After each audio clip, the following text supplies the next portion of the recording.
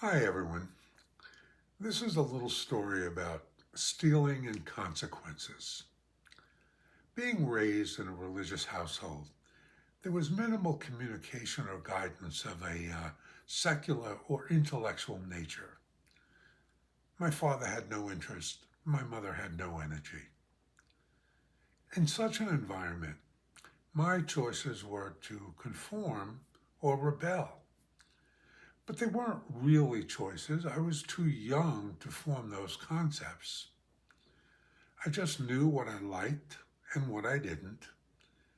And I also knew that to do what I liked required being sneaky.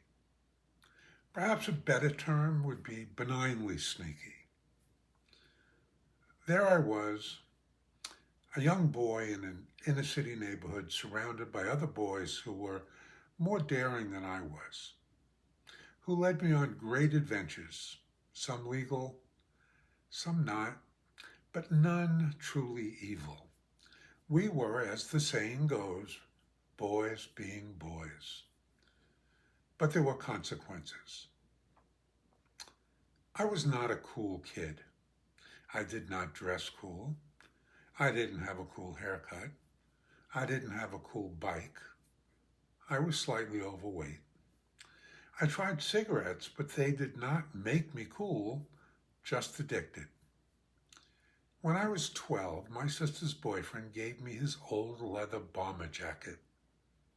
It had all the elements of cool: worn, cracked, and scuffed black leather, what today would be called distressed. It even felt cool to the touch. It made me feel edgy, even defiant. It quickly became my favorite and most worn item of clothing, regardless of the temperature, 20 degrees or 90. One day, my friend Larry and I walked the 12 blocks from our Brooklyn street to Woolworth's. Think today's dollar store, but with ice cream and a soda fountain. We were on an ammunition run. Paper clips and rubber bands. In the winter, we had snowball fights. In the summer, paper clip fights. Those little clips became projectiles that could take out an eye. For this ammunition run, I, of course, wore my leather jacket with a $1 bill tucked into the left pocket. Even in 1959, that wasn't enough for both a box of paper clips and a box of rubber bands. But then, it wasn't my plan to pay.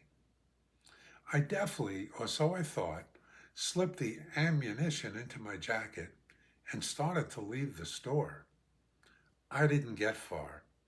I was stopped by an employee and asked what I had inside my jacket. I pulled my hand from my pocket and showed him the dollar bill. No, he said, not in your pocket, in there. And he pointed to the inside of my jacket with his right hand. His left was firmly gripping my right arm. I was caught.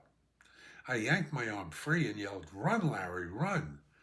And off we went out of the store, down the street, racing as fast as our kids would allow, all 12 blocks home.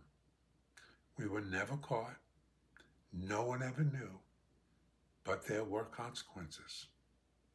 I loved Woolworths, but I never went into that store again. No ice cream, no soda, no toys. Every time my mother went, I made excuses not to go.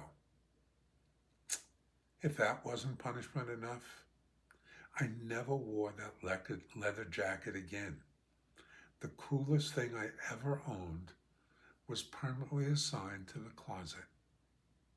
My 12-year-old brain was convinced that someone, somewhere, somehow would recognize me, not by my face, but by that iconic leather jacket. Have a great day.